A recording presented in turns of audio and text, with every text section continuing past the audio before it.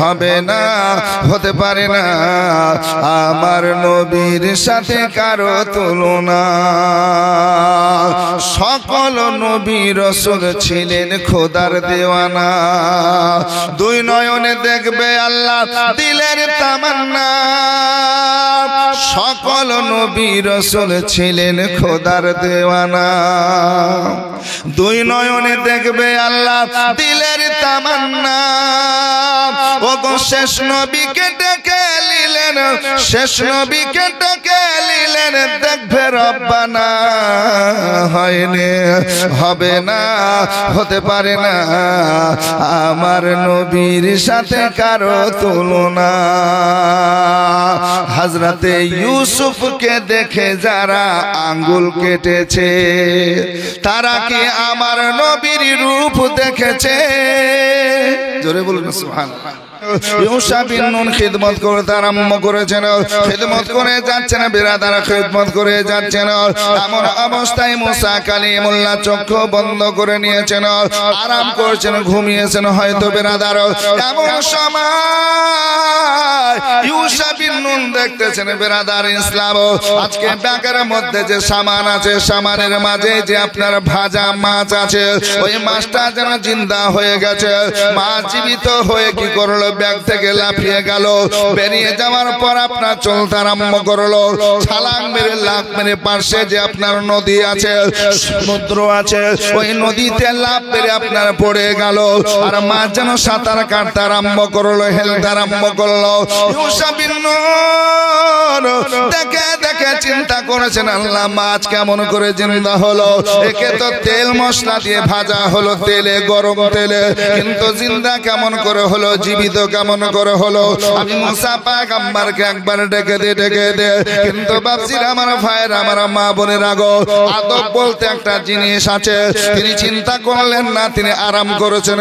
এই সময় আমার ডাকা ঠিক হবে না, বলা আমার অন্যায় হয়তো হবে, আমার দ্বারা হয়তো ভুল হয়ে যাবে, পাপ হয়ে যাবে, গুনাহ হয়ে যাবে। না না না না, এখন উনাকে ডাকবো না, উনাকে বলবো না। যখন তিনি চক্ষু খুলবেন সুন্দর ভাবে বলবো মাছের কাহিনীটা, মাছের ঘটনাটা বলবো। আল্লাহ আল্লাহ এই আশায় থেকে গেলেন, এই আশায় থেকে গেলেন। যখন সকাল হয়ে গেল বাপজিরা, আমার ভাইয়ের, আমার মা বোনেরা, মুসা পয়গম্বর বলছেন, ওগো ইউসা বিন নুন চলো চলো, সামান উঠাও, আমরা আগে চলবো, আগে বাড়বো, চলো। সামান নিয়ে আবার চলতে আরম্ভ করলেন, কারণ চলতে বলেছেন, চলতে হবে, হুজুরের কথা মানতে হবে।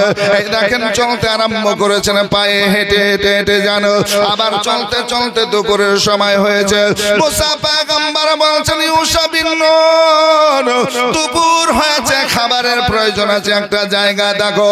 জায়গা দেখা হলো, বসা হলো। মুসা কালিমুল্লাহ বলছেন, বাবা ইউসা বিন নুন খাবার বের করো, খাবার বের করো। খাবার বের করা হলো। মুসা পয়গম্বর বলতেছেন, ওগো ইউসা বিন নুন খাবার বের করেছো, বেশ ভালো, এবার ওই ভাজা মাছটা বের করো। কি বের করো? ভাজা মাছ বের করো।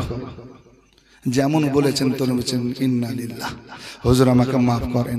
বলে কেন, কি মাফ করব? কি হয়েছে? বলে হুজুর আমার দ্বারা একটু ভুল হয়ে গেছে। আরে বাবা কি হলো বলো? তো বলছে, হুজুর যেখানে রাত্রিতে আরাম করছিলেন, এই পাথরের চাটানে বসে বসে শুয়ে শুয়েছিলেন, আমি আপনার মেসেজ করছিলাম, এই অবস্থায় আমি দেখলাম ব্যাগ থেকে মাছ জিন্দা হয়ে বেরিয়ে পানিতে ছালাং মারলো, লাফ মেরে সাঁতার কেটে কেটে চলে গেল। হুজুর আপনাকে ডাকবো, কিন্তু আমি আদবের দিকে লক্ষ্য করলাম, আপনি গুরুজন, আপনি আরাম করছেন, আপনাকে ডাকবো। আসুন বেরাদার, ঘুরে আসলেন। ঘুরে আসার পর দেখতেছেন মাছ যেমন যেমন গেছে, মাছ যেমন যেমন গেছে রে বাবা, সেইভাবে আজকে দাগ হয়ে আছে, রাস্তা হয়ে আছে। মুসা পয়গম্বর, মুসা নবী বলছেন, আল্লাহ মাছ তো জিন্দা হয়ে চলে গেছে, কিন্তু দুই পানি মিলেনি। পানি যেন রাস্তা দেখিয়ে দিয়েছে, আমার যাবার পথ দেখিয়ে দিয়েছে। কারণ আল্লাহ পাক সুবহানাহু ওয়া তাআলা বলেছেন, দুই সমুদ্রের মাথায় এক জায়গায় হবে, ওখানে আমার আল্লাহর বান্দাকে পাবে, আল্লাহর মাহবুব বান্দাকে পেয়ে যাবে, ওলিয়ে কামিলকে পেয়ে যাবে। আল্লাহ আল্লাহ সেই জায়গায় আমাকে যাওয়া লাগবে। মুসা পয়গম্বর ওই রাস্তা ধরে আপনারা চলতে আরম্ভ করলেন পানির গভীরে, পানির ভিতরে।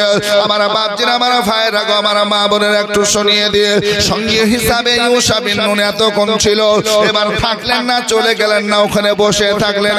ওনার কথা কিন্তু আর লেখা নাই তাফসীরের মধ্যে, কিতাবের মধ্যে। এবার মুসা নবী একাই চলছেন, এটাই যেন বোঝা যাচ্ছে না। চলতে চলতে আজকে গভীরের মধ্যে পেলেন আল্লাহ ওয়ালা মাহবুব বান্দার সঙ্গে দেখা হয়ে গেল। যখন দেখা হয়ে গেল বাবা জীবন ভাই, মুসা পয়গম্বর মুসা নবী এবার বলতেছেন, ওগো আল্লাহর বান্দা, বলো বলো বলো তোমার নাম কি, আমাকে একবার শোনাও। দেখা হলো, পরিচয়ের জন্য নাম জিজ্ঞাসা করলেন। পানির গভীরে যিনি ছিলেন উনি বলছেন, আমার নাম হলো আহমদ। নাম কি? আহমদ। আহমদ নাম? বলে হ্যাঁ। শুনুন, বলে হুজুর আমার নাম হচ্ছে আহমদ, আর আমার ডাক নাম হলো, উপাধি হলো খিজির আলাইহিস সালাম। জোরে বলুন, কি নাম? খিজির আলাইহিস সালাম। তাই? বলে হ্যাঁ। বলে আপনি কেন এসেছেন হুজুর? বলে আমি তোমার সঙ্গে একটু ঘুরবো, তোমার সঙ্গে ভ্রমণ করব, তোমার সঙ্গে একটু আমি সফর করব। জোরে বলুন সুবহানাল্লাহ। মুসা কালিমুল্লাহ যখন বলে তোমার সঙ্গে ঘুরবো, তো ওই আল্লাহ ওয়ালা আল্লাহর মাহবুব বান্দা খিজির আলাইহিস সালাম বলছেন, হুজুর একটা কথা বলবো। বলে বলুন। তো বলছে যে আমার সঙ্গে আপনি থাকতে পারবেন না, আমার চলা ফিরা, আমার কথা, আমার কাজ কর্ম দেখে আপনি মানতে পারবেন না, এই জন্য আপনি থাকতেও পারবেন না। যখন মানবেন না তখন আপনার সঙ্গে আমার বন্তিও পড়বে না, ঠিকই না? এই জন্য আপনি থাকতে পারবেন না হুজুর, আপনি চলে যান। বলে না, আমি এসেছি তোমার সঙ্গে থাকার জন্য, আল্লাহকে বলেছি। তাই নাকি? বলে হ্যাঁ। বলে হুজুর তবে থাকতে পারবেন আর সফরও করতে পারবেন, তবে আমার কোন কাজে আপনি বাধা দিবেন, আমি যেটা করবো আপনি শুধু দেখে যাবেন, দেখে যাবেন, আর বাধা দিলে কিন্তু আমি রাখবো না, কাছে থাকতে দিব না। বলে ঠিক আছে, তাই হলো, চলো চলো। মুসা পয়গম্বর সঙ্গে নিয়ে, সাথে নিয়ে আল্লাহু আকবার কাবীরা এবার চলতে আরম্ভ করেছে। চলো যাচ্ছে। যেতে যেতে যেতে আবার একটা ছোট নদী পার হতে হবে। কি পার হতে হবে? নদী পার হতে হবে। নদী পার হয়ে গ্রামের দিকে চলবেন। তো মুসা কালিমুল্লাহ বলছেন, যেখানে ঘাটে তো আসলাম, নৌকা কোথায়? বলে কেউ না কেউ আসবে, নিয়ে যাবে। নৌকা অনেক চলছে। মুসা পয়গম্বর এবার দাঁড়িয়ে রয়েছেন, হযরতে খিজির আলাইহিস সালাম দণ্ডায়মান হয়ে আছেন। এমন সময় অনেক নৌকা চালক আসলো, কাস্তে নিয়ে নৌ নিয়ে আসলো। মুসা কালিমুল্লাহ এবং খিজির আলাইহিস সালাম বলছেন, আমরা পারাপার হব, কিন্তু অনেকে নিতে চান না, নিতে চান না বেরাদার, অনেকে ঘুরিয়ে ঘুরিয়ে চলে গেল। মুসা পয়গম্বর বলছেন, ওগো খিজির, আমাদেরকে কেউ পারে নিয়ে যাবে না, ওপারে নিয়ে যাবে না। বলে হুজুর একটু ধৈর্য ধরুন, সবর করুন, কেউ না কেউ নিয়ে যাবে। দাঁড়িয়ে আছেন। এমন সময় কাস্তিওয়ালা নওয়ালা আসলো। আসার পরে ঘাটে নৌকা বেঁধে দিয়ে বলছেন, হুজুর আপনারা কি পারে যাবেন একবার বলেন। বলে অনেকক্ষণ দাঁড়িয়ে আছি পারে যাওয়ার জন্য। বলে আমার নয়ে চলে আসুন, আমার কাস্তিতে চলে আসুন, আমি পার করে দেব। অনেকক্ষণ দাঁড়িয়ে আছেন হুজুর, কেউ নিয়ে যায় না। বলে না, বলে আমার নৌকাতে আসুন, নিয়ে যাবো হুজুর। আসুন বেরাদার, যখন নয়ে চাপলেন, কাস্তিতে চাপলেন, পারাপারের জন্য বেরাদার চলতে আরম্ভ করেছেন। মাছ দরিয়ায় যখন গেছেন বেরাদার, মুসা পয়গম্বর হযরতে খিজির আলাইহিস সালাম এবার টাকা বের করে মালিককে দিয়েছেন, নাও রে নাও, পারাপারের টাকাটা নিয়ে নাও, নিয়ে নাও। ওই কাস্তিওয়ালা নৌকার মালিক বলছে, হুজুর মাফ করবেন, আমি পয়সা নেব না। হুজুর পয়সা নিব না। বলে কেন পাগল, পয়সা তো নিতে হবে, তোমার কাজই তো। বলে না হুজুর, আপনাদের চেহারা দেখে আমি বুঝতে পারছি আপনারা নেক মানুষ, সৎ মানুষ। জোরে বলুন। এত সুন্দর চেহারায় নূর চমকাছে হুজুর, এই জন্য আমি বুঝতে পারছি আপনারা ভালো মানুষ। চিনি না, পরিচয় নাই, ঠিক আছে, কিন্তু হুজুর আমরা তো ভাবে বুঝতে পারছি, এই জন্য পয়সা নিব না, টাকা নিব না। হুজুর কি নিব? আমি একটু দোয়া নিব। জোরে বলুন সুবহানাল্লাহ। কি নিব? দোয়া। দোয়া হচ্ছে ইবাদতের মগজ, দোয়া হচ্ছে মুমিনদের জন্য হাতিয়ার, দোয়া হচ্ছে মুমিনদের জন্য শিফা। জোরে বলুন না, আর একটু মহব্বত হবে না? আসুন বেরাদার ইসলাম, মুসা পয়গম্বর বলছেন, বাবা তুমি গরিব মানুষ, নাও তোমার বিবি বাচ্চা আছে, তোমাকে পয়সা নিতে হবে, আজকে নিয়ে যাও, পয়সা নিয়ে যাও। বলে হুজুর মাফ করবেন, ক্ষমা করে করবেন, আমি পয়সা নেব না, টাকা নেব না, শুধু আপনি দোয়া করবেন। আপনারা দোয়া করলে আমার বেড়া পার হয়ে যাবে। এইভাবে আপনারা যখন বলেছেন বারবার, মুসা পয়গম্বর বলছেন ছেলেটাও ভালো, আমাদের কাছে টাকা নিল না, পয়সা নিল না। এমন অবস্থায় হযরতে খিজর আলাইহিস সালাম কি করলেন, নৌকা থেকে এক জায়গা থেকে আরেক জায়গায় যে বসলেন। বসার পর কি করলেন বাবা জীবন ভাইয়ের আমার মা বোনের একটু মনোযোগ দিয়ে শুনুন। নৌকাকে ফুটা করতে আরম্ভ করলেন, নিচের পাতা ভাঙতে আরম্ভ করলেন, নিচে থেকে পাতা ভাঙিয়ে ফুটা করে দিলেন। নৌকা যখন ফুটা হয়ে গেল, মুসা পয়গম্বর দেখছেন পানি দেখা যাচ্ছে, পানি দেখা যাচ্ছে।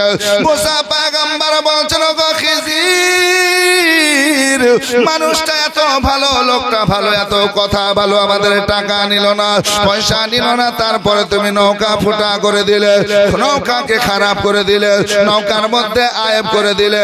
নৌকাতে পানি দেখা যাচ্ছে, এবার পানি ভিতরে আসবে, আস্তে আস্তে নৌকা ডুবে যাবে, নৌকা চালাতে পারবে না, নৌকা চালাতে পারবে না। ওগো খিজির, কাজ তোমার ভালো হলো না, ভালো হলো না, অতএব তোমার কাজটা ঠিক হলো না, হলো না।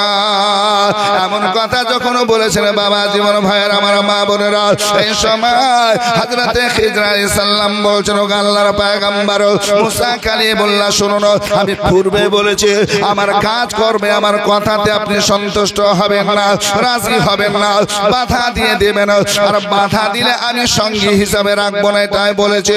হুজুর গো, মাফ করবেন, ক্ষমা করবেন, আপনার রাস্তা আলাদা, আমার রাস্তা আলাদা, আপনি যেদার যাবেন যান, আমাকে যেতে দেন, আপনাকে সঙ্গে আমি নিয়ে সফর করব না।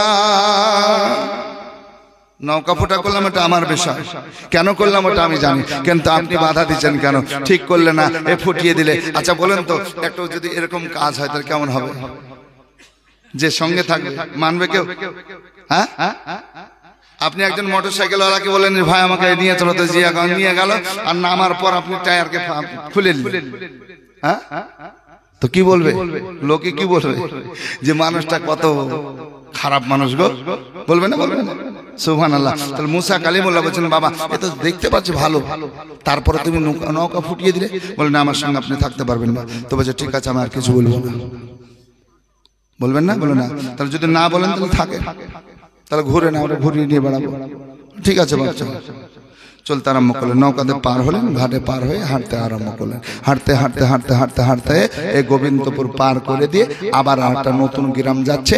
নতুন গ্রামে যাওয়ার ফলে এবার চলতে চলতে দেখছেন একটা বাগান, একটা ময়দান। ওই ময়দানে বাগানে অনেক ছেলেরা খেলাধুলা করছে। জোরে বলুন। অনেক ছেলে খেলাধুলাতে ব্যস্ত আছে। যখন খেলাধুলা করছে, আল্লাহু আকবার কাবীরা, এমন সময় যেতে যেতে ঠিক সেই জায়গায় পৌঁছে যে হযরতে খিজর আলাইহিস সালাম দাঁড়িয়ে গেলেন। আর এই বাচ্চাদের খেলাধুলা দেখছেন, খেলছে, আজকে খেলছে, দেখছে, দেখতে দেখতে সব চাইতে ওই ছেলেদের মধ্যে যেটা সব চাইতে হাসিন, দেখতে সুন্দর, ওই ছেলেটাকে বলছে, বাপ শোন। মুসা কালিমুল্লাহ দেখছেন যে ডাকলো, কোনো জিজ্ঞাসাবাদ করবে হয়তো, নাকি বলছি?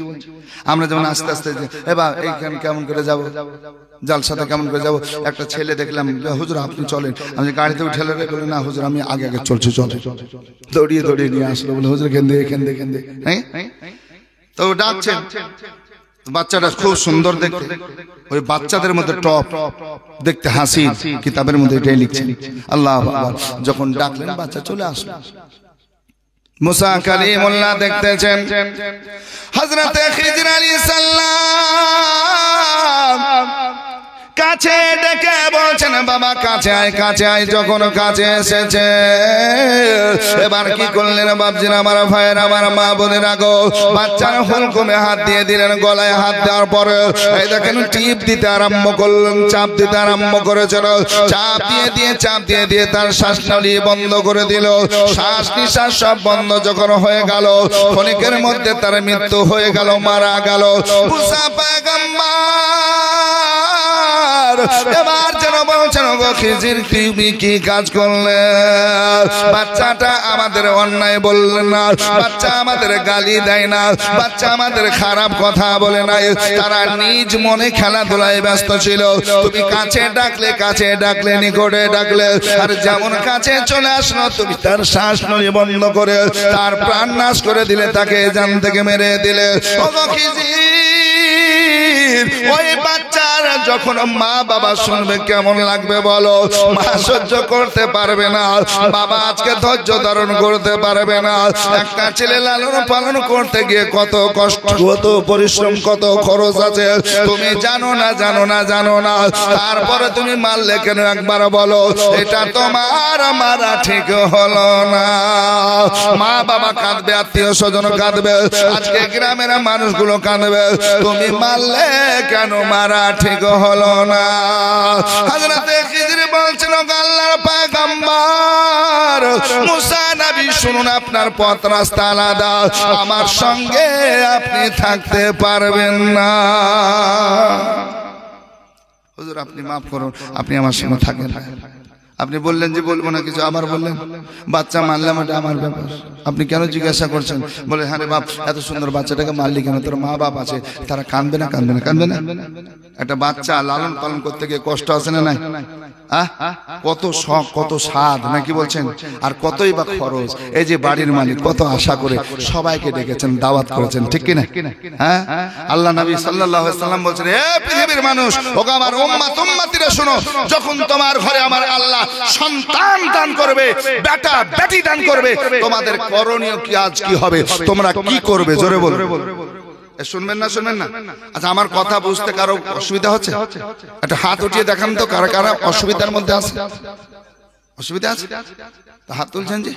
সুবহানাল্লাহ। বলছে হুজুর আপনি তুলেছেন, আমরা তুলেছি, নাকি বলছেন? মোহাব্বত, একটু ঘুমটা ভাঙুক, এই জন্য চাইছি। হ্যাঁ, ঘুমটা ভাঙুক। আমার মা বোনেরা, কি করণীয় আমাদের ঘরে সন্তান আসলে, ছেলে আসলে, মেয়ে আসলে কি করা লাগে? আকিকা কখন দিতে হয়, ঠিক না? শুনতে রাজি আছেন তো? সুবহানাল্লাহ। শুনেন, আমার ভাইজান প্রধান বক্তাও চলে এসেছে, ঠিক সময় চলে আসবেন। আর উনি আসলে আমিও আর লেট করব না, কারণ রোজই রাত জাগা, নাকি বলছে? কাজ কি করব? কাল ছিলাম শিয়ালমারি ব্রিজ, নাম শুনেছেন? শিয়ালমারি, ওই শেখপাড়া যেতে মাদ্রাসা জালসা ছিল। আবার আজকে এখানে আসলাম, কালকে চলে যাব দক্ষিণ দিনাজপুর, কুসমুন্ডি, বুনিয়াদপুর। ওখান থেকে আসবো আবার নসিপুর, খড়িবোনাই হচ্ছে শিবনগরের পাশে আলাইপুর, ওখানে শেষ করব। আবার পরের দিন চলে যাবে জলঙ্গি, তারপরের দিন খাতা বন্ধ করে রেখে দিয়েছি, তারাবি হলে তারাবি।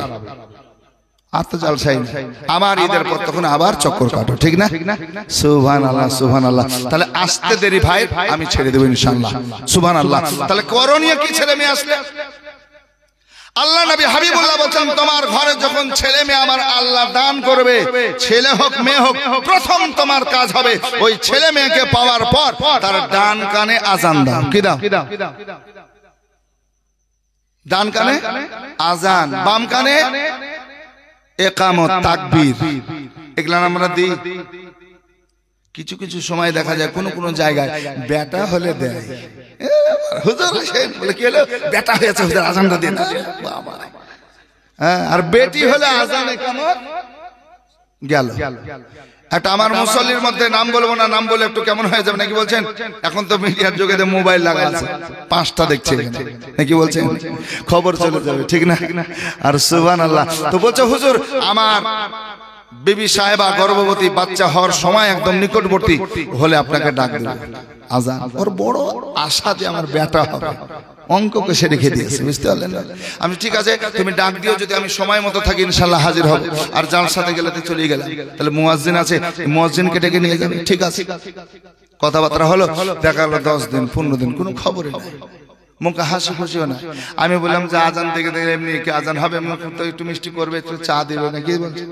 না ডাকে না, আমি নিজে থেকে বলি, তুমি বললে একদম খুব কাছাকাছি আমার বাচ্চার জন্মগ্রহণ হবে, আর তুমি এতদিন হলে মনে 15 দিন হয়ে গেল, হাফ মাস চলে গেল, কি ব্যাপার? তুমি হুজুর হয়ে গেছে, হয়ে গেছে। তুমি বললে যে আপনাকে ডাকবো, না হলে মুয়াজ্জিনকে ডেকে নিয়ে আসবে, তুমি পাত্তা নাই, কি ব্যাপার?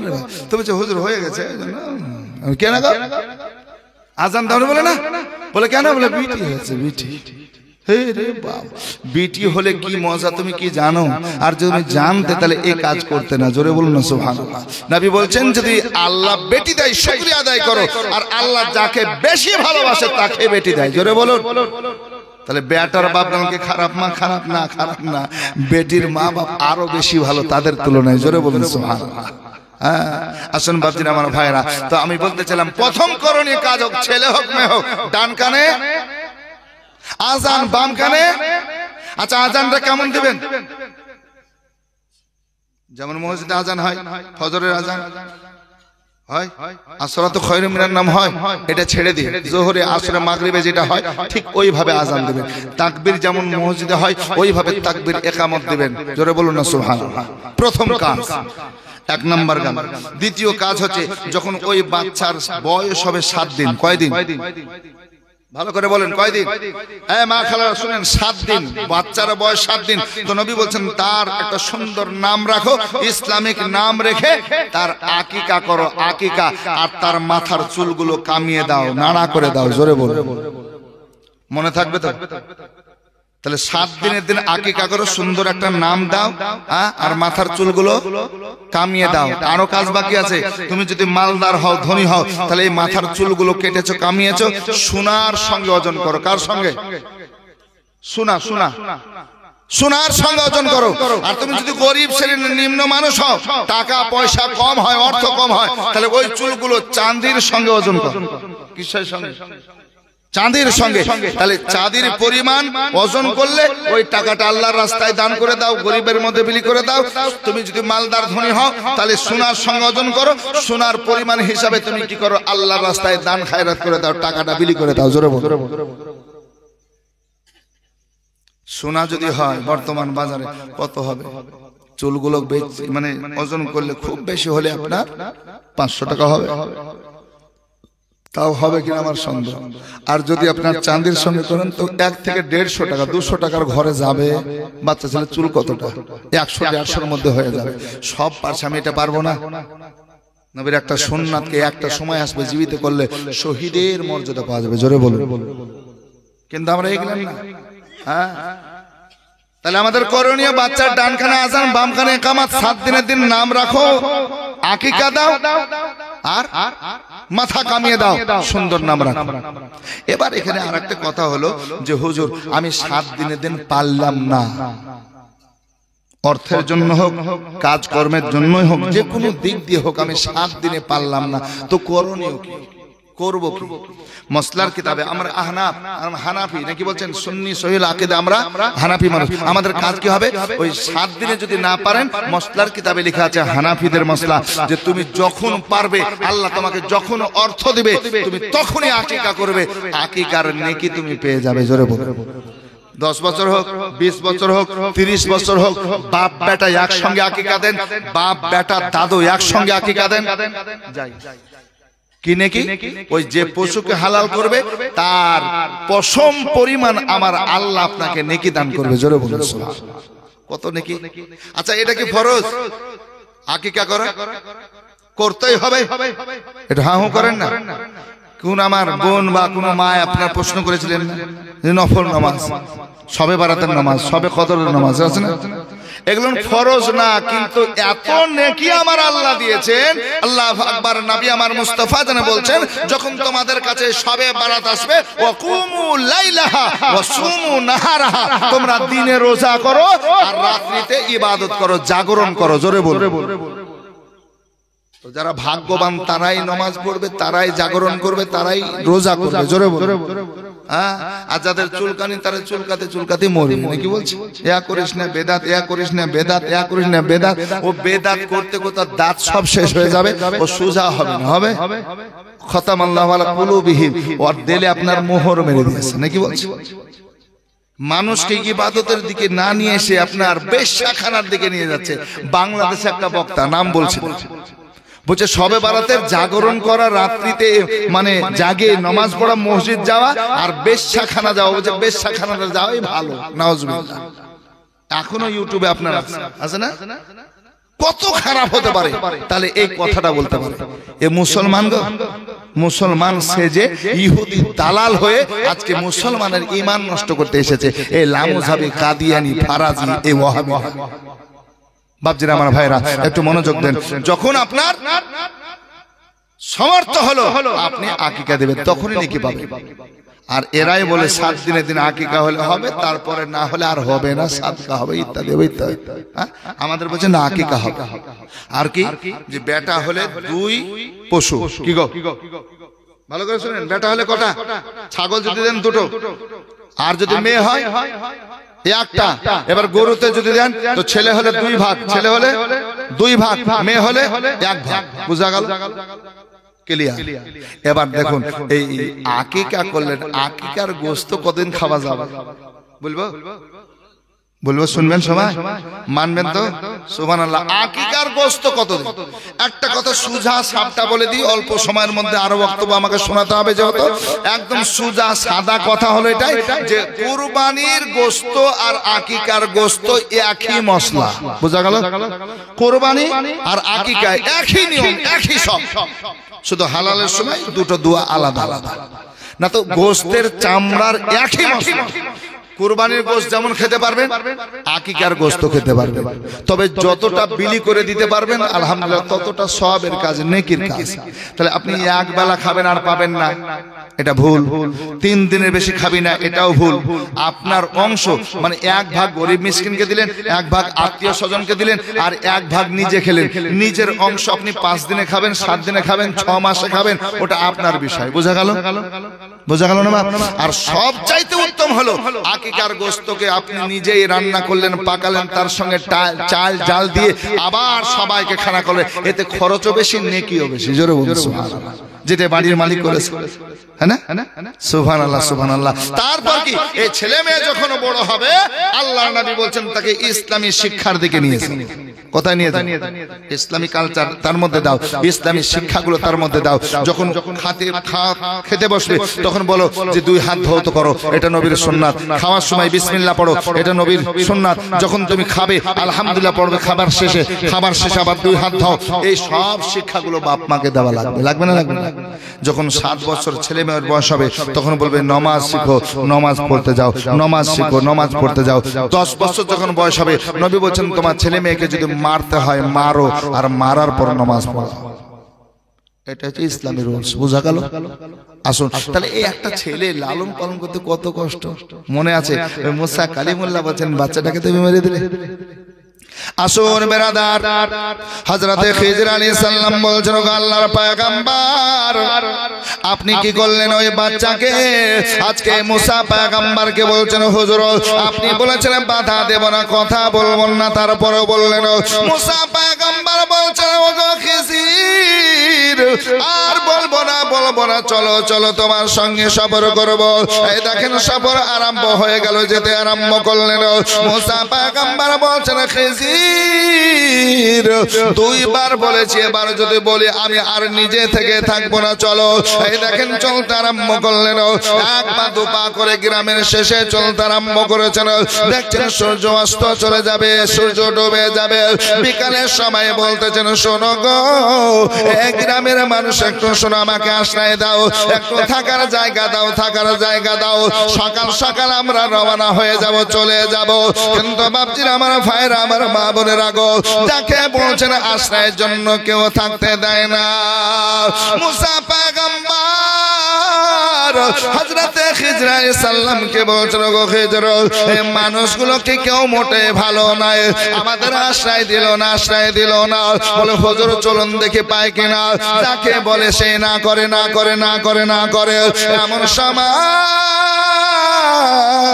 হযরতে খিজরের নজর একটা পাঁচিলের দিকে পড়লো, দেওয়ালের দিকে পড়লো, যে পাঁচিলটা যেন পড়ে যাবে, ভেঙে যাবে, নষ্ট হয়ে যাবে। হযরতে খিজর আলাইহিস সালাম কি করলেন? দাঁড়িয়ে গেলেন। কাউকে না বলে, কারো সহযোগিতা না নিয়ে নিজে কি করলেন? পাঁচিল সিধা করতে আরম্ভ করলেন। পাঁচিলকে দেওয়ালকে স্টার্ট করতে আরম্ভ করলেন। স্ট্রেট হয়ে গেল, পাঁচিল ভাঙা থেকে বেঁচে গেল। মুসা কালিমুল্লাহর কাছে যখন হযরতে খিজির আসলেন হযরতে খিজির আলাইহিস সালামকে মুসা কালিমুল্লাহ বলছেন ও গো খিজির এই গ্রামের মানুষকে আমাদের আশ্রয় দিল না থাকার জায়গা দিল না কেন তুমি আজকে কি করলে দেওয়াল সিধা করলে পাঁচিরটা ঠিক করে দিলে যদি ঠিক করতেই হতো তবে কি করতাম মালিককে ডাকতে মালিকের কাছ থেকে টাকা নিতাম বা তার কাছ থেকে আশ্রয়ের জায়গাটা নিতাম কিন্তু না বলে তুমি কেন দেওয়াল সিধা করলে পাঁচিরটা ঠিক করলে তোমার এই কাজও আমার পছন্দ হলো না এই গ্রামের মানুষ একটাও ভালো না থাকতে আমাদের আশ্রয় দেয় না একটু জায়গা দিলে কি হয় কিন্তু দেয় না তারপরও তুমি এই গ্রামের মানুষের পাঁচির কেন সিধা করলে দেওয়াল কেন সিধা করলে এই কাজ ভালো হলো না যদি করতেই হতো তাহলে মালিককে ডাকতে আর বলে ভাই আমাকে একটু আশ্রয় দিলেই তোমার দেওয়ালটা ঠিক করে দেবো তাহলে ভালো হতো মুসা কালিমুল্লাহর কথা শুনে হযরত খিজির আলাইহিস সালাম বলছেন হুজুর আবার আপনার বাধা হয়ে গেল তিনবার হলো তিনবার হয়ে গেল বলে হ্যাঁ তো শোনো আমিও থাকবো না তোমার সঙ্গে তোমার কাজই আলাদা আলাদা লাগছে উল্টা উল্টা লাগছে তো আমিও আর থাকতে চাই না কথা দিয়েছি যখন তিনবার পুজে গেল আর আমি তোমার সঙ্গে থাকবো না তবে খিজির শোনো আমি যাব না ততক্ষণ পর্যন্ত নৌকা ফুটা কেন করলে বাচ্চাকে কেন মারলে আর দেওয়াল সিধা করলে কেন যতক্ষণ না বলবে আমিও যাব আপনারা যাবেন না শুনে একবার মোহাব্বতে দরুদ আল্লাহুম্মা মাওলানা মুহাম্মদ ওয়ালা আলে মাওলানা মুহাম্মদ ওয়ালা আলে মাওলানা মুহাম্মদ তুমি মানলে মানো তুমি মানলে মানো না মানলে মন মানো না আশিকের আসল জান্নাত সোনার মদিনা আশিকের আসল জান্নাত সোনার মদিনা আশিক হৃদয়ে যত ইশকেরি জ্বালা দূর করিতে পারেন ওই মদিনাওয়ালা জোরে বলুন ইয়া রাসূলুল্লাহ দুই হাত থেকে বলুন ইয়া রাসূলুল্লাহ আশিক হৃদয়ে যত ইশকেরি জ্বালা দূর করিতে পারেন ওই মদিনাওয়ালা ওই মদিনাওয়ালা তাই মদিনা মদিনা করে হয়ে যাও ফানা মদিনা মদিনা করে হয়ে যাও ফানা আশিকের আসল জান্নাত সোনার মদিনা তুমি মানলে মানো তুমি মানলে মানো না মানলে মন মানো না আশিকের আসল জান্নাত সোনার মদিনা জোরে বলুন আর একটু মহব্বতে বলুন ইয়া রাসূলুল্লাহ সবাই তো স্বর্গের পাগল নরকেরই না আমি অধম স্বর্গ নরক কিছুই চাই না কিছুই চাই না কামনা শুধু দিদারে নবী ও রব্বানা আশিকের আসল জান্নাত সোনার মদিনা তুমি মানলে মানো তুমি মানলে মানো না মানলে মন মানো না আশিকের আসল জান্নাত সোনার মদিনা আল্লাহুম্মা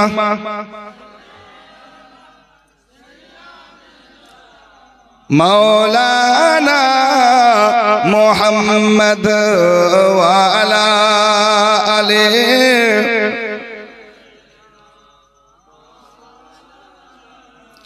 মুহাম্মদ সাল্লাল্লাহু আলাইহি সাল্লাম। আসুন বাপজিরা, আমার ভাইয়েরা, আমার মা বোনেরা, মনোযোগ দিয়ে শুনিও। হযরত মুসা পয়গম্বর, মুসা নবী বলছেন, খিজির আজকে তিনটা কথা তুমি আমাকে বলে দাও, তবে আমি আলাদা হয়ে চলে যাব, যেমন যেমন এসেছি ফের সেভাবে চলে যাব। আল্লাহর পয়গম্বর মুসা কালিমুল্লাহ যখন এই কথা বললেন, এই দেখেন বাপজিরা, আমার সোনার চাঁদের আগো, হযরত খিজির আলাইহিস সালাম বলছেন, আল্লাহর পয়গম্বর, যে কাস্তিতে আমরা চেপে আসলাম, পার হয়ে আসলাম, ওই নৌকা চালক ভালো মানুষ, ভালো মনের মানুষ ছিল, সে আমাদের পয়সা নিল না, টাকা নিল না, পারাপারের জন্য মানুষটা আদব করলো, সম্মান করলো, আমাদের ভালোবাসলো। ওগো হুজুর, যখন সে আমাকে দোয়ার জন্য বলল, হুজুর দোয়া করবেন, টাকা নেব না, পয়সা নেব না, তখন আমার নজর পড়লো ঘাটের ওই পারে। আমি দেখলাম এক জালিম বাদশা।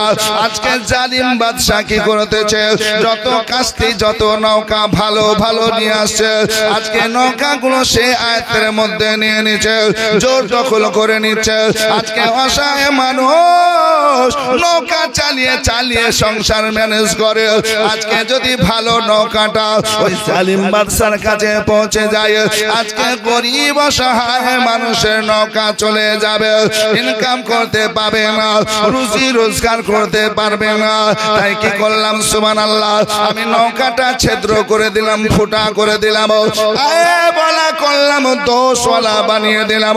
কারণ যখন নৌকা ফুটো দেখবে, আজকে বাদশা জালিম নৌকা নেবে না, নেবে না। কিন্তু হুজুর একটা কথা বলবো, শুনুন। বলছে কি কথা, বলো বলো। হুজুর, নৌকা ফুটা দেখলেন, পানি দেখা যাচ্ছে, কিন্তু পানি নৌকায় আসে না। আর একটু মহব্বত হবে না যে হুজুর, নৌকা তো দেখলেন ফুটা, বাতা ভেঙে দিয়েছি, পানি দেখা যাচ্ছে এমন ভাঙা নৌকা, আল্লাহু আকবার, তারপরও পানি ভিতরে আসে না। এটা ওলির বেলায়েতের কারামত। জোরে বলুন সুবহানাল্লাহ। দেখতে লাগছে ফুটে গেছে, দেখতে পাচ্ছে পানি দেখা যাচ্ছে, পানি তো ভিতরে আসার পর ডুবে যাওয়ার দরকার, কিন্তু না, আল্লাহর ওলির হাত পড়েছে, বেলায়েতের পাওয়ার পড়েছে। আজকে সুবহানাল্লাহ, ফুটা দেখা যায়, পানি দেখা যায়, কিন্তু নৌকায় পানি আসে, জোরে বলুন না, পানি আসে না। সুবহানাল্লাহ। হুজুর, এই ফুটাই থাকবে, আজকে এইভাবে থাকবে, আর পানিও কোনোদিন ভিতরে আসবে না। আর এই মানুষের নৌকা চলতে থাকবে, মানুষ পারাপার হতে থাকবে, আর তার দ্বারা আজকে সুবহানাল্লাহ ওই টাকা পয়সা ইনকাম করা দ্বারা তার সংসার এভাবে চলতে থাকবে, আল্লাহ তাকে মালামাল করবে। জোরে বলুন সুবহানাল্লাহ। মুসা কালিমুল্লাহ বলছেন, ভাই ভালোই তো করেছিস, হ্যাঁ ভালোই তো করেছিস। নৌকাটা ফুটা না করলে ওই জালিম বাদশা ছিনতাই করে নিত, জোর দখল করে নিত। এরকম কিছু মানুষ আছে না? কিছু ভালো জিনিস দেখলে জোর করে দখল করার চেষ্টা করে, আর নালে 20 টাকার জিনিস বলে 1 টাকায় দিবি না দিবি বল, নালে তো পুটুস করবো, আছে না? হ্যাঁ, আর জমির উপর লোভ হয়েছে বলে ওই জায়গাটা আমাকে দিতে হবে, বলে কেন গো, বলে আমি ওই করবো, বাড়ি করবো, স্কুল করবো, কলেজ করবো, আর যদি না দিস তোর ঠিকানা মুশকিল করে দেবো। তুই ফসল করবি কেমন করে দেখবো, তুই গাছ লাগাবি তো গাছে তোর ফল কেমন করে হয় দেখবো, এইভাবে আসে না? আরে বাবা, ও যতক্ষণ না বিক্রি করবে জান নিয়ে টানাটানি আছে। তো জালিম কিছু মানুষ বলে, হুজুর ওই জালিম বাদশা থেকে রক্ষার জন্য আমি বাধ্য হয়ে, যেহেতু এই মানুষটা ভালো মনের মানুষ, পয়সা নিল না, দোয়া করতে বলেছেন। আল্লাহ বলেন, উদউনি আস্তাজিব লাকুম, তোমরা দোয়া করো, দোয়া করো, আমি দোয়া কবুল করব। জোরে বলো, আমরা দোয়া করব না, করব না? যে মিলাদে দোয়া করব, ফাতিহায় দোয়া করব, জালসাতে দোয়া করব, মাটি দেওয়ার পর দোয়া করব, জানাজার পর দোয়া করব, করব না, করব না? যদি কেউ বলে জানাজার পর দোয়া নাই, মাটি দেওয়ার পর দোয়া নাই, বলে তোর সঙ্গে আমার চলাফেরা নাই, ঠিক কি না? হাট হাট হাট। দোয়া হচ্ছে ইবাদতের মঙ্গল, যখন করব তখনই আল্লাহ দোয়া কবুল করবে। জোরে বলুন। আল্লাহর আদেশ, আল্লাহ কোরআনের মধ্যে বলেছেন, উদউনি আস্তাজিব লাকুম, তোমরা দোয়া করো, দোয়া করো, আমি দোয়া কবুল করব। জোরে বলুন। দোয়া করবে কে? দোয়া করবে কে? বান্দা বান্দি। আর কবুল করবেন কে? আল্লাহ। তো তুমি বাধা দেওয়ার কে? হে, ঠিক না? একজনে বলছে যে হুজুর আমার বাপ মরেছে, দোয়া করতে হবে। বলে কি দোয়া তো করি আমি। তো বলে না না, আমাদের এই নতুন মৌলবি এসেছে, দোয়া করা লাগে না। আমি ওর ঘাট ধরে বাই করে দাও যে আমার ইমাম এরকম লাগে না, ঠিক না, দোয়া করতে দিবি না তো তুই সেলে রাখবে। কি বলছি? আমরা চলতে ফুলতে উঠতে বসতে আমরা বলি কি হুজুর বা ভাই আমার জন্য একটু দোয়া করেন, বলে না, করে না? দোয়া ইবাদতের মগজ। দোয়া হচ্ছে মুমিনদের জন্য হাতিয়ার। জোরে বলুন সুবহানাল্লাহ। আল্লাহ নবী হাবিবুল্লাহ সাল্লাল্লাহু আলাইহি ওয়াসাল্লাম বদরের যুদ্ধে গেলেন। কোন যুদ্ধে? জোরে বলেন। বদরের যুদ্ধ। মাত্র 360। কতজন? 360। ছোট বড় সব নিয়ে 360। তো নবী পাক সাল্লাল্লাহু আলাইহি ওয়াসাল্লাম সকালে যুদ্ধ হবে, রমজান মাস 17 তারিখ রমজান, আল্লাহু আকবার। তো রাত্রিতে নবী আমার ওই বদরের যুদ্ধটার প্রান্তরটা গেলেন, আর ঘুরে ঘুরে দেখার পর আল্লাহর কাছে হাত উঠিয়ে দিলেন, আল্লাহ আমি মাত্র 313 জন এনেছি, আর এগুলো যদি আজ শেষ হয়ে যায় তোমাকে আল্লাহ বলে ডাকবে এমন মানুষ আর কেউ থাকবে না। তাই আল্লাহ আমি তোমার কাছে দোয়া করছি, তোমার কাছে সাহায্য চাইছি যে আমার এই 360-এর মধ্যে এমন বল দাও, এমন শক্তি দাও, ক্ষমতা দাও যেন আমরা আজকে সুবহানাল্লাহ মদদ সাহায্যের মাধ্যমে আমরাই জিততে পারি। জোরে বলুন সুবহানাল্লাহ। আল্লাহ বলছে হাবিব আমি দোয়া কবুল করে নিলাম। জোরে বলুন সুবহানাল্লাহ। আর 360ই আপনার বদরের যুদ্ধ সবকে শেষ করলো, ঠিক কিনা? বড় কাফের ছিল আবু জেহেল, ওকে ছোট ছোট বাচ্চাতে মেরে দিল। জোরে বলুন। ছোট ছোট বাচ্চা দুটোতে আবু জেহেলের মতন তাগড় আপনার পালহুয়া নামি দামি লোক ছিল তাদের কাফেরদের মধ্যে। ছোট ছোট বাচ্চা মাজ আর মুআওয়াজ দুজন যার পর শেষ করে দিল। জোরে বলুন সুবহানাল্লাহ। দোয়া অনেক পাওয়ারফুল। জোরে বলুন সুবহানাল্লাহ। এজন্য আমরা দোয়াকে ভালোবাসি, আমরা দোয়া করি আবার দোয়া নিই। জোরে বলুন সুবহানাল্লাহ। আমাদের কাছে কেউ যখন চাই দোয়া করে দিই, আর আমাদেরও প্রয়োজন হয় আমাদের গুরুজন আমাদের বড়দের কাছে আমরাও দোয়া নিই, ঠিক কিনা বলুন? দোয়া এই নেওয়া দেওয়া ভালো জিনিস। জোরে বলুন সুবহানাল্লাহ। এই জন্য তো নবী বলছেন, শোনো তুমি মুসলমানের সঙ্গে সাক্ষাৎ হলে কি করবে? আসসালামু আলাইকুম ওয়া রাহমাতুল্লাহি ওয়া বারাকাতুহু, সালাম করবে। এটা তো দোয়া। জোরে বলুন। আর উত্তরে কি বলবে? কিছু লোক আছে দেখবেন বলছে আসসালামু আলাইকুম। আরে তোর রাগ আছে, নেকির কাছে কিসের রাগ? মুখ বেঁকে আর মুখ মধ্যে 3-4 কিল মারিয়ে আসে, তোকে সালাম দিছে আসসালামু আলাইকুম ওয়া রাহমাতুল্লাহি ওয়া বারাকাতুহু, রহমত বরকত সবই দিছে, আর মুখে পেলাগ্রা আছে। আবার অনেক মসজিদে আপনার মুসাফ আছে, তো মুসাফার সময় সবাই তাকিয়ে তাকাতে করতে হবে নাকি? আপনার চোখে আমার চোখ পড়বে, একটা মহব্বত হবে, ভালোবাসা আসবে না তো। और हाथ के टाने अकेले मारे बोले ताका আমার দিকে, এখন তাকাচ্ছে কিনা নাকি বলছে? আরে ভাই কেমন মানুষ, তোমার সঙ্গে আমার ঝগড়া হয়েছে, হতে পারে নাকি বলছে? হতে পারে। নবী বলছেন 2.5 দিনের আগে কয়দিন? 2 দিন আর হাফ দিন। 2.5 দিনের আগে যে প্রথম কথা বলবে, প্রথম যাওয়ার পর বলবে ভাই আমার ভুল হয়েছে, আমাকে ক্ষমা করো। আল্লাহ নবী বলছেন ক্ষমা চাওয়ার সঙ্গে সঙ্গে আল্লাহ একে ক্ষমা করে দেয়। জোরে বলুন সুবহানাল্লাহ। আর যখন ক্ষমা চাইলে আর ও সুন্দর মনে সুন্নাত মোতাবেক ক্ষমা করে দিল, তো নবী বলছেন দুজনের হাত ছাড়ার সঙ্গে সঙ্গে দুজনেরই মাগফিরাত হয়ে গেল, ক্ষমা হয়ে গেল। জোরে বলুন সুবহানাল্লাহ। আর মানুষ হাইরে রাগ, হ্যাঁ। আর কিছু যুবকেরা আছে আমার ভাই, কিছু আমার ভাইয়েরা আছে, কিছু হলোই না মুখে রাগালে মায়েদেরকে তালাক, এরকম আছে না? আর তালাক দিবি তো লিবি কেন? কথাটা ভালো করে বুঝেন। তুই তালাক মুখ থেকে বের করবি তা আবার লিবি কেন? হাঁক থুতু করে থুতু ফেললেন, কাশ ফেললেন, পুটা ফেললেন, আবার কি মুখে নিবেন? যদি তোর তালাক দিতেই হয় ভালোভাবে দিয়ে দে, আর জীবনে নিব না। আর যদি তালাক দিয়ে আবার নিবি, তো তুই তালাক দিয়ে আবার নিবি, তুই কোন পুরুষ? এজন্য তালাক দিয়েন না। নবী বলছেন তাকে শুধরাও, পরিবর্তন করো, নাকি বলছেন? কিন্তু আমাদের একটু রাগ হলে, রাগটা কিছুই না, তরকারি ঝাল করে দিয়েছে, হ্যাঁ দে তালাক। বুঝতে পারলেন বাবজিরা? আমার ভাইরা শোনা মানে কেন এটা করিবেন না। আর মা বোনদেরকে বলবো, মা স্বামীর মুখে মুখে তর্ক করবেন, হ্যাঁ করবেন। একজন গেছে, হুজুর আমাকে একটা তাবিজ দেন। বলে কেন? বলে আমার স্বামী খুব মারে, রোজই মারে। তাই? বলে ঠিক আছে। তো তিনি দেখলেন আল্লাহওয়ালা মানুষ, তো দেখলেন যে মেয়েটারই দোষ আছে, তো একটা তাবিজ দিয়ে বলছিলে এটা মুখের দাঁতে কামড়ে ধরবি। কিসে? তাবিজ লিখে দিল, দাঁতে কামড়ে ধরবি, সবসময় ধরে থাকবে। হ্যাঁ রাতে শুভ হুজুর, তাও কামড়ি থাকবে, মুখী থাকবে, ঠিক আছে। 3 দিন পর দেখা করবে। এই আবার 3 দিন পর আসছে, বলে হুজুর আপনার যে তাবিজ। বলে কেন? আর আমাকে মারে না, মারে না? বলে না। সত্যি মারেনি? বলে না। বলে মা তোর তাবিজ আমি কিছুই দিন, এমনি সাদা একটা কাগজ দিয়েছি, কিছুই না। বলে তাহলে মারলো না জি? বলে তোর মুখের দোষ, মুখে তোর মুখ কুটকুটি, কি বলতে কি বলিস, তাহলে তখন মারবি। আর এই যে 3 দিন মুখের দাঁতে কামড়ে ধরেছিলি, তোর স্বামীর সঙ্গে কোনো ঝগড়া করিসনি, কথা কথায় তর্ক করিসনি, আর তোর স্বামী তোকে মারেও নি, এটাই তোর দোষ। এরকম মা আছে না? না বাপজিরা আমার ভাইরা, তো এরকম কাজ করিয়েন না মা, অনুরোধ করবো। স্বামী এত মর্যাদাবান, এতই তাদের সম্মান। নবী বলেছেন যদি আল্লাহর পরে কাউকে সেজদা থাকতো, তাহলে আমি নারীদেরকে হুকুম করতাম নিজ নিজ স্বামীকে সেজদা করো। কিন্তু আল্লাহ ছাড়া সেজদা করা যাবে? আল্লাহ ছাড়া কাউকে সেজদা করা যাবে?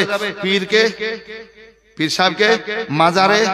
বলে না, না মাজারে, না পীরকে, না ওস্তাদকে, না বাপ মাকে, না স্বামীকে, কাউকে সেজদা করা যাবে না। সেজদা হবে কার? আল্লাহ। তবে বাপ মায়ের পায়ে চুমা খেতে পারে, বাপ মা পায়ে কদম বুসি করতে পারে, এটা সওয়াবের কাজ। জোরে বলুন সুবহানাল্লাহ, এটা সওয়াবের কাজ। কারণ মা পায়ে যদি চুমা দেন, আল্লাহর জান্নাতের চৌখাটে চুমা দেওয়া হয়। জোরে বলুন সুবহানাল্লাহ। এই মা তুমি যদি স্বামীর পায়ে চুমা দাও, তাহলে পায়ের চুমা দেওয়া জায়েজ আছে। স্বামীর পায়ে স্ত্রী তুমি চুমা দিতে পারবে। জোরে বলুন সুবহানাল্লাহ। কারণ স্বামীর পদতলে তোমার বেহেশত, মানে স্বামীর খিদমতে, স্বামীর সেবাতে তোমার জান্নাত। জোরে বলুন সুবহানাল্লাহ। বাপজিরা আমার ভাইরা, আমার মায়েরা, এটার জন্য আমরা করতে পারি, শিক্ষাগুলো যেন নিতে পারি। আরে মায়ের সেবা করলে হযরত ওয়েস করনি দেখলেন না হুজুরের চেহারা নূরানি। আরে জুব্বা পেল প্রিয় নবীজির, মায়ের দুয়া সলো আনা, মায়ের দিলেতে ব্যথা কখনো দিও না, কখনো দিও না। আরে মায়ের মুখের হাসি আল্লাহ আরশ খুশি, সে জান্নাতের দাবিদার, ভালোবাসলো যে মাকে বেশি। আরে মায়ের পাক কদমের নিচে ওই জান্নাতের ঠিকানা, মায়ের দিলেতে ব্যথা কখনো দিও না, কখনো দিও না। আরে মা জননীর দুয়া যার ওই লেগে যাবে, যত চাওয়া পাওয়া খোদা মিলিয়ে দেবে। আরে মায়ের দুয়ায় জয় গো পাওয়া, মায়ের দুয়ায় জয় গো পাওয়া, ওই মক্কা আর মদিনা, মায়ের দিলেতে ব্যথা কখনো দিও না, কখনো দিও না। জোরে বলুন আল্লাহুম্মা আমিন, সুবহানাল্লাহ। আসুন বাপজিরা আমার ভাইরা, আমার মা বোনেরা, সেই জায়গায় আবার শুনে আপনাদেরকে মুসা কালিমুল্লাহ বলছেন খুব ভালো কাজ করেছো, নৌকাটা ফুটিয়ে। জোরে বলুন না। আসুন বাপজিরা আমার ভাইরা, আমার মা বোনেরা, মুসা পয়গম্বর বলছিল গো খিজির, ওই যে বাচ্চাটাকে বাগানে দেখলে, ময়দানে দেখলে খেলাধুলাই ছিল, বাচ্চা বাচ্চাদের সঙ্গে খেলাধুলাই লিপ্ত ছিল, কিন্তু ওই বাচ্চাদের মধ্যে সবচেয়ে সুন্দর বাচ্চাকে তুমি কাছে ডাকলে, কাছে ডাকার পর তুমি নিকটে নেওয়ার পর তার শ্বাসনালী বন্ধ করলে, তার প্রাণকে নাশ করলে, তাকে জান থেকে মেরে দিলে। কেন মারলে বলো, বলো। তার মা বাবা কত কষ্ট পাবে, দুঃখ পাবে, একবার বলো। কেন তুমি মারলে একবার বলো রে, বলো। হযরত হযরতে খিজির বলছেন হুজুর ওই বাচ্চা যখন খেলাধুলা করতেছিল বাচ্চাদের মধ্যে সবচাইতে সুন্দর ওই বাচ্চাটাই ছিল, কিন্তু আমি দেখতেছিলাম তার কপালে লেখা আছে কাফির কাফির দোজখী জাহান্নামে। হুজুর গো হুজুর আমি দেখলাম সে আজকে কাফের, আজকে দোজখী জাহান্নামে, কিন্তু তার মা বাবা জান্নাতি বেহেশতে। হুজুর গো কিন্তু বাপ মা ছেলেটাকে ভালোবাসে মহব্বত করে, এই ছেলের ভালোবাসা মহব্বত একদিন তাদেরকেও জাহান্নামী বানিয়ে দেবে, দোজখী বানিয়ে দেবে, গুনাহগারিনী বানিয়ে দেবে। তাই আমি বাচ্চাকে জান থেকে মেরে দিলাম, শেষ করে দিলাম, প্রাণ নাশ করে দিলাম। ওই বাচ্চা আজকে মারা গেল, মা বাবার ঈমানটা থাকবে, আজকে মা বাবা জাহান্নামী হবে না, আজকে জান্নাতি বেহেশতি হয়ে থাকবে। আর আমি রবের কাছে দোয়া করলাম, আল্লাহর কাছে দোয়া করলাম, যে ছেলেটাকে মারলাম তার চেয়েও আমার আল্লাহ যেন তাকে একটা সুন্দর বেটা দেয়। জোরে বলবেন না সুবহানাল্লাহ। যে বাচ্চাকে মারলাম তার চাইতে সুন্দর একটা বাচ্চা দেয়, সালেহ নেক সন্তান দেয়। আল্লাহ নবী বিশ্ব নবী হাবিবুল্লাহ বলেছেন আওয়ালাদিন সালিহিন, নেক চরিত্রবান সন্তান যদি হয় এই সন্তান দোয়া করলে মা বাপ বেহেশতে যাবে, মা বাবার আযাব বন্ধ হবে, মাফ হবে। জোরে বলে যে ছেলেটাকে মারলাম তার চেয়ে সুন্দর ছেলে আমার কে দিবেন? আল্লাহ দান করবেন, তাকে আমার বেটা দিবেন, আর তার চেয়ে কি হবে? ভালো হবে, আর সে হবে জান্নাতি, সে হবে মুমিন মুমিনা। জোরে বলুন। আর বাপ মাও জান্নাতি হবে। তাহলে ছেলে কাফের, ছেলে জাহান্নামী, ওই ছেলের মহব্বতে আস্তে আস্তে বড় হয়ে ছেলের দিকে পাল্টি মারবে, আর তারা কাফের হয়ে যাবে, দোজখী হয়ে যাবে। তাই ছেলেটাকে আমি মেরে দিলাম, আবার সন্তান আমার আল্লাহ সেই মাকে দিবে, আর ওই মা সন্তান পেয়ে আজকে নেক সলে সন্তান পাবে, আজকে সলে সন্তান সেও জান্নাতি, মা বাবাও জান্নাতি। জোরে বলে সুবহানাল্লাহ। মুসা কালিমুল্লাহ বলেছেন এটাও ভালো করেছে, কারণ ওই বাচ্চাটা বেঁচে থাকলে মা বাবা দোজখী হতো, জাহান্নামী হতো। তাহলে জাহান্নাম থেকে বাপ মা বাঁচলো, এটা ভালো। আবার ছেলে তো মারা গেল, কিন্তু আমার আল্লাহ আবার একটা ছেলে দান করবে। জোরে সুবহানাল্লাহ। কারণ ওই ছেলেকে পেলে ওটা এমনি ভুলে যাবে, আর এই ছেলে পেয়ে তাকে নিয়ে লালন পালন করে শেষ করবে। সুবহানাল্লাহ। তাহলে এটাও ভালো কাজ করলে। জোরে বলো সুবহানাল্লাহ। মুসা কালিমুল্লাহ বলেন ঠিক আছে, ওই দেওয়ালটা পাঁচিরটা ভেঙে যাচ্ছিল, পড়ে যাচ্ছিল, তুমি সিধা করলে কেন? ওই গ্রামের মানুষ তো আমাদের আশ্রয় দিল না, আর মালিককে না বলে তুমি সিধা করলে, এটা কেমন লাগছে? এটা কেন করলে বলো? বলার তো বেশ নাকি বলছেন, এটা কেমন করলে?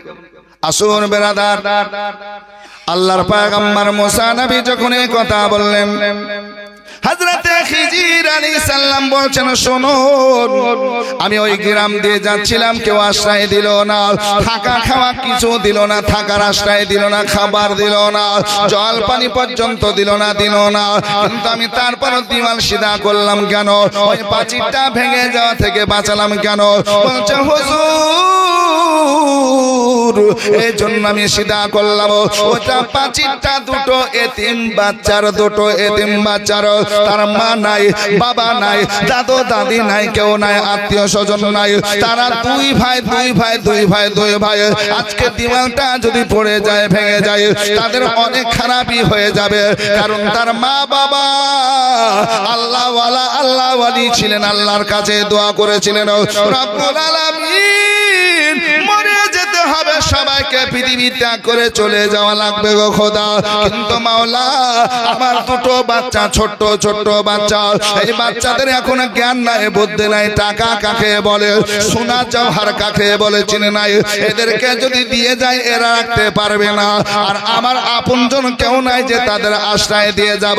তাই আল্লাহ তোমাকে ভরসা করে, তোমাকে তাওয়াক্কুল করে আমার দিওয়ালের নিচে আমার খাজানা ছেলেদের জন্য রেখে গেলাম, টাকা আছে সোনার টাকা রাখলাম, চাঁদি আছে চাঁদি গুলো রাখলাম, হীরা জওহর যা আছে আমি রেখে দিলাম। ওগো মাওলা মাবুদ, এই খাজানা গুলো, টাকা পয়সা গুলো আমার দুই নয়নের দুই তারা পর্যন্ত তুমি পৌঁছে দেওয়ার মালিক, তুমি পৌঁছে দিও আল্লাহ গো। এই টাকাগুলো যেন অন্য কারো হাতে না যায়, এই ছেলেগুলো যখন পাবে, মা হারা বাপ হারা সন্তান, আত্মীয় স্বজন কেউ নাই, এই এতিম বাচ্চাগুলো যখন পাবে, তারা আজকে বড় হয়ে টাকাগুলো পায় ফায়দা করবে। আল্লাহ মা বাবা এ দোয়া করে গেছিলেন, আল্লাহর তাকালিব আমি এই জন্য কি করলাম দেওয়ালটা সিধা করে দিলাম দেওয়াল যদি সিধা হয়ে যায় পাঁচিল যদি থেকে যায় খাজানা নিচ থেকে বেরিয়ে আসবে না ওই সোনা দানা টাকা পয়সা আসবে না আর যদি না আসে ওটা হেফাজত থাকবে মাহফুজ থাকবে আর এটা এভাবে থাকবে ওই ছেলেগুলো যখন বড় হবে হুজুর আমি খিজির আলাইহিস সালাম তাদের মাঝে আসবো মা বাবার কথা তাদেরকে বলে তাদের খাজানা টাকা পয়সা তাদেরকে পাইয়ে দেব সুবহানাল্লাহ সুবহানাল্লাহ আর একটু জোরে হবে না সুবহানাল্লাহ তাদের কাছে আমি আসবো যখন তারা বড় হবে আর বড় হয়ে আল্লাহু আকবার যখন বুঝবে সম্পদ যখন বুঝবে টাকা পয়সা আমি তাদের মাঝে আসবো আর বাপ মাঝে খাজানা রেখে গেছেন সেই খাজানাগুলো আমি বলে দিয়ে আল্লাহু আকবার আমি আপন জায়গা আবার চলে যাব জোরে বলুন সুবহানাল্লাহ হযরত মুসা কালিমুল্লাহ বলছেন ওগো খিজির এটা খুব ভালো কাজ করেছো জোরে বলুন হ্যাঁ সোনার মদিনা বহু দূরে কিন্তু মদিনাওয়ালা আমার অন্তরে কিন্তু মদিনাওয়ালা আমার অন্তরে যে গিয়েছে একবার সোনার মদিনা তার মনে আর কোনো দুঃখ রইল না যে গিয়েছে একবার সোনার মদিনা তার মনে আর কোনো দুঃখ রইল না আমার অন্তর জুড়ে মদিনা আছে রে অন্তর জুড়ে মদিনা আছে রে মদিনা মদিনা বলে মদিনা মদিনা বলে জিকির করি রে মদিনা মদিনা বলে জিকির করি রে আল্লাহুম্মা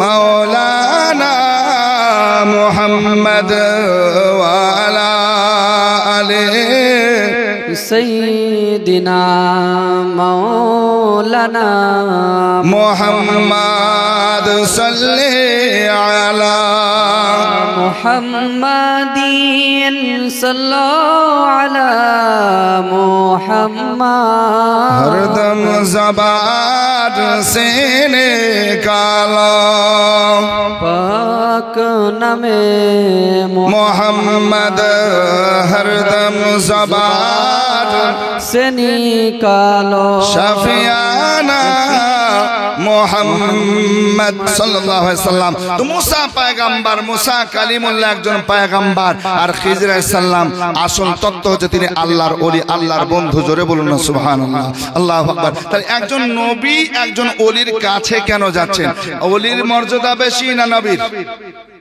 জোরে বলুন নবী তিনাদের তুলনা করা যায় কিন্তু তারপরও একজন মুসা পয়গম্বর হয়ে নবী হয়ে ওলির কাছে আসছেন আল্লাহু আকবার কেন এটা এই মুসলমানকে শিক্ষা দেওয়ার জন্য আল্লাহু আকবার নবী পাক সাল্লাল্লাহু আলাইহি সাল্লাম বলেন তোমাদেরকে শেখানোর জন্য যে আজকে সুবহানাল্লাহ তোমরা কি করবে আল্লাহর ওলির দরবার যাবে কেন যাবে ফায়েজ বরকত হাসিলের জন্য ওলির দরবার কেন যাবে শিক্ষা করার জন্য তাদের কাছে শিক্ষা নেবে নামাজ পড়তে হবে রোজা করতে হবে আল্লাহু আকবার আল্লাহ আল্লাহ রাসূলকে কেমন করে পাবো এর জন্য যাওয়া লাগবে জোরে বলুন আচ্ছা বলুন তো মা বাপকে ভাত দেয় না বাবা পীরের দরবার যেতে পাবে নাকি জোরে বলতে হবে আপনাদের যে মা বাপকে কথা বলে না মা বাপকে গালি তার পীরের কাছে ডোঙ্গা ডোঙ্গা আপনার ফল ফ্রুট নিয়ে আসসালামু আলাইকুম হুজুর এসেছি আমাদের দোয়া করেন কাজ হবে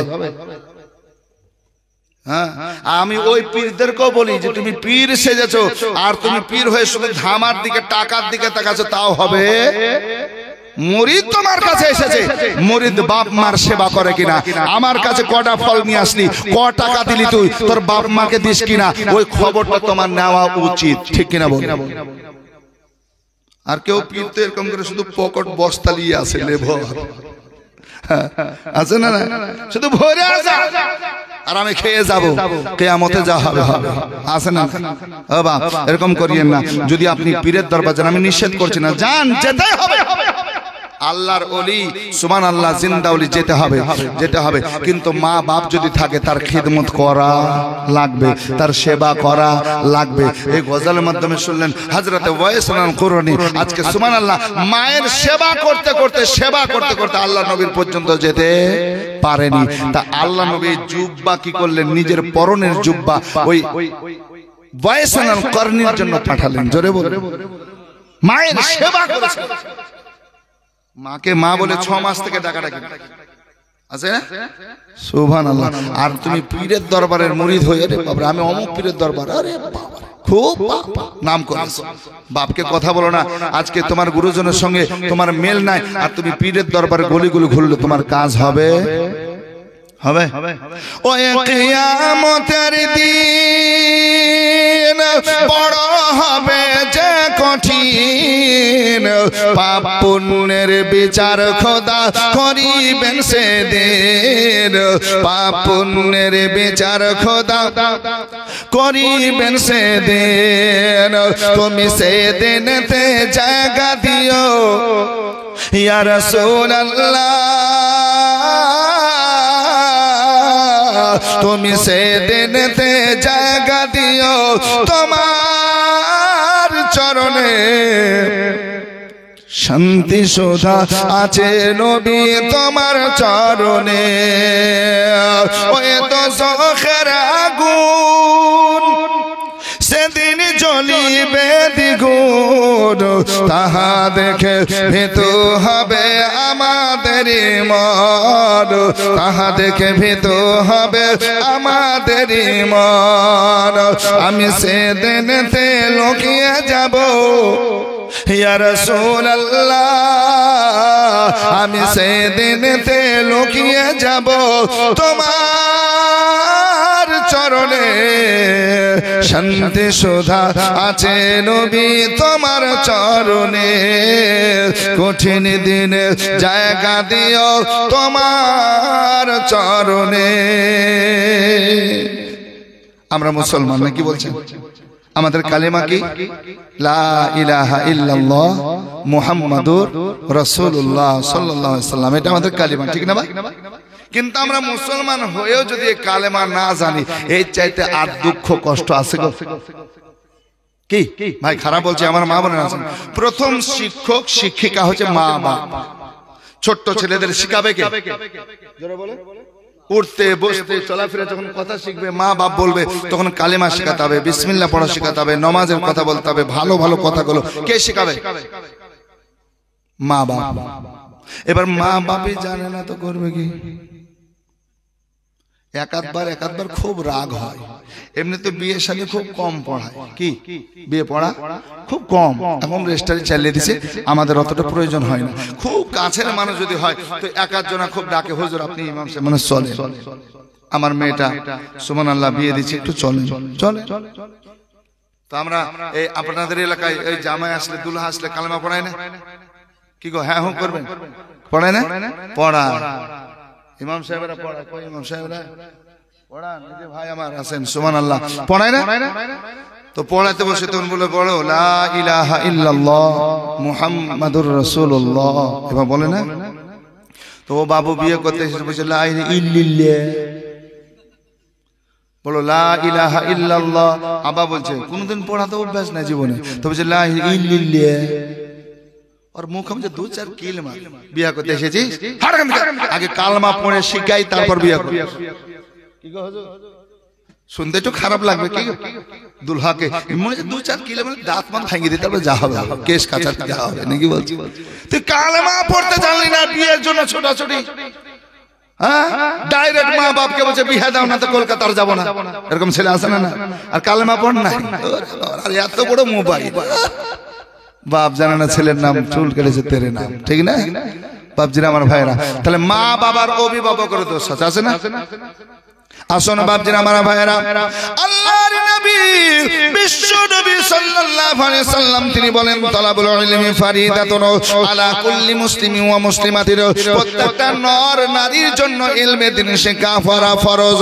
অতএব ইলমে দ্বীন শেখাও, তুমি ছেলে মেয়েকে শেখাও, তুমিও শেখো। আল্লাহর নবী হাবিবুল্লাহ বলেছেন, আল্লাহর নবী হাবিবুল্লাহ সাল্লাল্লাহু আলাইহি সাল্লাম বলেছেন, ওগো আমার উম্মত উম্মতিরা, তোমার বাড়ির পাশে নদী আছে, পুকুর আছে, তলাব আছে, ওই নদীতে যদি তোমরা দিনে রাতে 3 বার না 5 বার করে গোসল করো, এই 5 বার যদি গাটা ধৌত করে গোসল করো, পানি দিয়ে আজকে ধৌত করো, ওগো আমার আশিকানরা বলো বলো তোমাদের শরীরে ময়লা মাটি দুর্গন্ধগুলো থাকবে কিনা একবার বলো।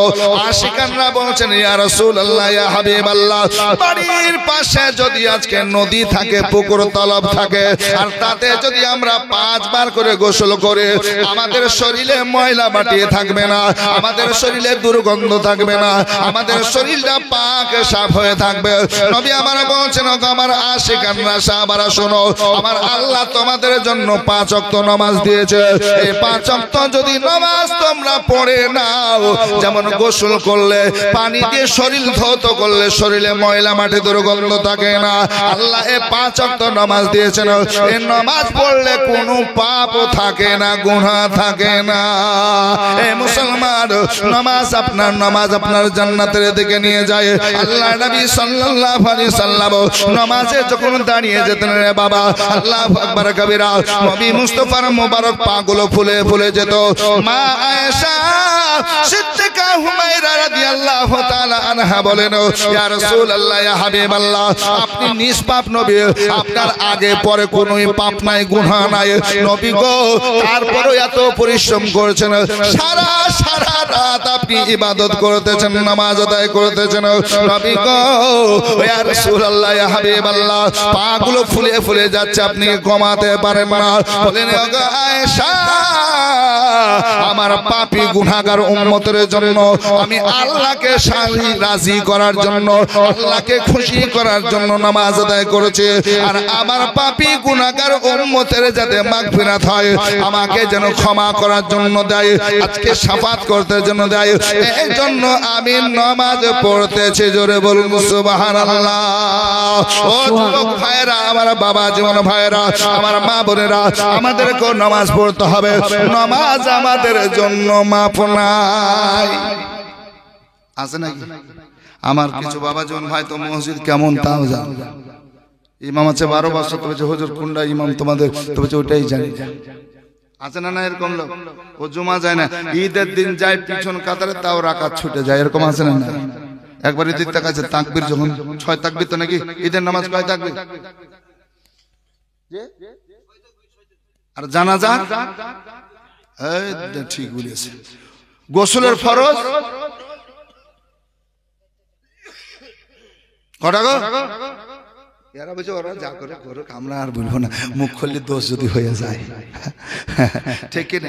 এ বাপ, এ ভাই, এ মা বোন, গোসলের ফরজ কিন্তু আমাদের জানতেই হবে, জানতেই হবে। যদি না জানেন আপনি পাক হবেন না, আর পাক যদি না হন তো সুবহানাল্লাহ নামাজ হবে না, কোরআন তেলাওয়াত হবে হবে গোসলের ফরজটা বলে দিই নাকি? হ্যাঁ, একজনকে বলছে কয়, তো এরকম বলছেন, কেউ 3, কেউ 4, কেউ বলছে 7। তা আমি একজনকে বলছি কটা, তো বলছে হুজুর 3টা আমার জানা আছে। আমি বলছি বল কি কি গোসলের ফরজ? তো বলছে হুজুর আমি জানি। তো বল। বলছে তেল, সাবান, গামছা। আরে বলে 3টা সংখ্যা ঠিক বলেছিস, কিন্তু তেল, সাবান, গামছা না। ফরজ 3টা যদি না জানো আর ওটা পালন না করো, তুমি পাক হবে। সুবহানাল্লাহ। নারে তাকবীর, জোরে বলুন নারে তাকবীর, নারে রিসালাত, ইয়া রাসূলুল্লাহ, মাসলাকে আলা হযরত, মাসলাকে ইমামে আযম, জিন্দাবাদ, উলামা আহলে সুন্নাত, হযরত আল্লামা মাওলানা সদরুদ্দিন সাহেব, জিন্দাবাদ, সুবহানাল্লাহ। ভাইজান আমার এসেছেন, আমার এবার বোঝা যাচ্ছে যে আমাকে যাওয়া লাগবে, ঠিক না? সুবহানাল্লাহ। আসুন ভাই, আমার ভাইজান সকালে ফোন করেছিলেন, খুব মহব্বতের ভাই, সুবহানাল্লাহ। মাঝে মাঝে এভাবে স্টেজে দেখা হয়, এমনি তো বন্ধুতালি করতে পারা যায় না, নাকি বলছেন? রোজার মাসে মনে করে ফাঁকা জালসা নাই, তখন চাপ বেশি, তারাবি পড়ো, ভোর রাতে ডাকো, হাও, নাকি বলছেন? মেলা চাপ আছে। যা হোক ওই ভাইজানের ওয়াজ শুনে আপনারা শেষ আখেরি মোনাজাত করে যাবেন, ঠিক আছে? পালাবেন না তো? পালাবেন না ভাই?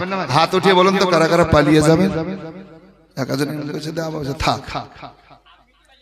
হ্যাঁ হ্যাঁ, এটা ঠিক বলেছে। সুবহানাল্লাহ সুবহানাল্লাহ। তো আসল গোসলের ফরজ কটা বলে শেষ করে দেব নাকি বলছেন? গোসলের ফরজ কটা কেন জানতে হবে বলেন তো? আপনার নাইট ফলস হয়েছে, কি হয়েছে? এই শিক্ষার কাছে লজ্জার দরকার আছে নাকি? লজ্জা করা যাবে? আপনার নাইট ফল হয়েছে, স্বামী স্ত্রী মিলন করেছেন, মা বোনেরা আপনারাও শুনেন, আপনাদের মেন্স হয়েছে, মেন্স থেকে আপনি পাক হবেন, গোসল করবেন।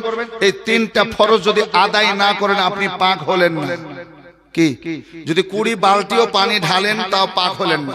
এই তিনটা ফরজ জানা না, কারণ আপনাদের গোসলের প্রয়োজন আছে, ফরজ গোসল করতে হবে। বাবা জীবন ভাইদেরকে, মা বোনদেরকে করতে হবে না? স্বামী স্ত্রী মিলন করলেন, পাক হওয়া লাগবে, ফরজ গোসল এটা নাকি? আর প্রতিদিন এমনি এমনি গোসল করে ওটার বিষয় আলাদা, ওটা করলেও হবে না করলেও হবে। প্রতিদিন যদি মন না চায় যে আজকে ঠান্ডা লাগছে গোসল করবো না, নাও করতে পারে। আর সফরে আছে গোসল করবো না, ঠিক আছে, কিন্তু ফরজ গোসল যদি হয়, না পাকি হয়েছে না, আপনাকে পাক হতে হবে। এই তিনটা ফরজ আদায় করতে হবে। 1 নাম্বার কি? মুখ ভর্তি করে কুল্লি করতে হবে। কি বলেন? হ্যাঁ, যদি রোজা না হয় তো গার্গিল সহকারে মুখে পানি নিলেন ভর্তি করে করে না, এটা গার্গিল সহকারে। আর রোজা যদি হয় এই গার্গিল করতে পারবেন না, মানে এই করতে গেলে ভিতরে পানি যাওয়ার ভয় আছে, তাহলে রোজাও ভঙ্গ হয়ে যাবে। এই জন্য শুধু কুলি করবেন রোজা অবস্থায়, আর বিনা রোজাতে গার্গিল সহকারে কুল্লি করবেন, মুখ ভর্তি পানি যেন দাঁতের গোড়ায় গোড়ায় ফাঁকে ফাঁকে আপনার পানি যায়। এটা 1 নম্বরের ফরজ, মনে থাকবে। 2 নম্বর ফরজ, নাকে পানি দিতে হবে। কিসে? এই যে নাকের ফুটো দেখছে, পানি দিয়ে ডান হাতে নিলেন পানি, আর পানি দিলেন কত দূর? এই যে ভিতরে শুকনো হাড় দেখতে পাচ্ছেন না, টিপেন, এই শুকনো হাড় পর্যন্ত। আর নাকের ভিতরে যত পশম আছে, চুল না পশম, প্রত্যেকটা চুল যেন ভিজে। একটা পশম শুকনা যদি থাকে আপনার গোসল ফরজ হলো, আপনি পাক হলেন। ঠান্ডার সময় ভাবেন কখন কে কি করে, হ্যাঁ, দৌড়ে যে টিউবওয়েল তালাতে যে 2 বালতি ঢালে এখানে শুকনে এখানে শুকনে নুঙ্গে, ও দে গামছা দে কাপড় দে, মরে গেল রে, ও তুই আরো মরবি কবরে, কারণ জাহান্নামের কানেকশন মনে হয়ে যাবে। তুই না পাক থেকে পাক হলি। এই জন্য ভাই কি করতে হবে? নাকের মধ্যে পানি দিতে হবে ডান হাতে, বাম হাতের 2টো ছোট আঙ্গুল দিয়ে নাক পরিষ্কার করা লাগবে। আর সুন্দরভাবে যেন প্রত্যেকটা পশম আপনার ভিজে। 2টা হলো। 3 নাম্বার, মাথার চুল থেকে নিয়ে পায়ের তালু পর্যন্ত আপনার প্রত্যেকটা অঙ্গ অঙ্গ, আপনার প্রত্যেকটা পশম পশম যেন ভিজে, এই একটাও যেন শুকনো না থাকে। যদি একটাও শুকনো থাকে আপনি পাক হলেন না। আর পাক যদি না হয়, ওইতে নামাজও হবে না, কোরআন লাড়া হবে না, পড়াও যাবে, পড়া যাবে না। এই জন্য কটা ফরজ বললাম? 3টা। 1 নাম্বার কুল্লি করা, মুখ ভর্তি করে গার্গিল সহকারে বিনা রোজাতে।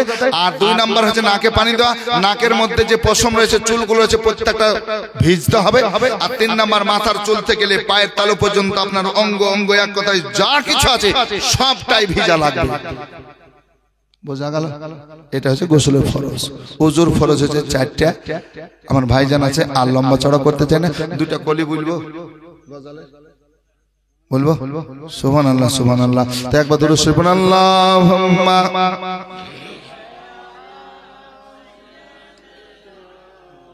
মাওলানা মুহাম্মাদ ওয়া আলা আলিহি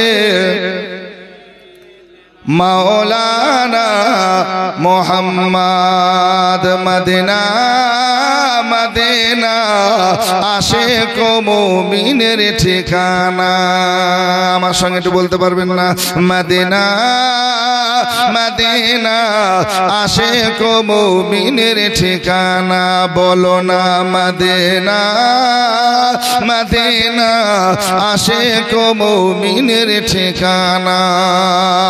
আরে দিদার চেয়ে কাঁদো তোমরা, দিদার চেয়ে কাঁদো তোমরা, হও না নবীর দিওয়ানা।